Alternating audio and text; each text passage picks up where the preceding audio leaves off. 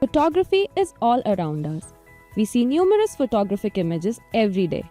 Photography is employed in many fields of science, manufacturing and business, as well as for art, recreational purposes and mass communication.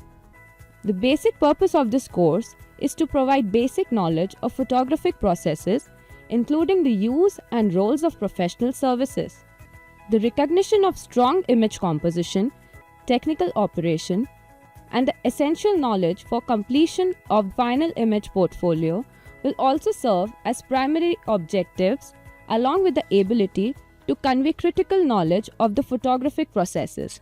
This course covers various aspects of photography from history and also technical aspects of photographic camera with camera controls, lenses, and lighting.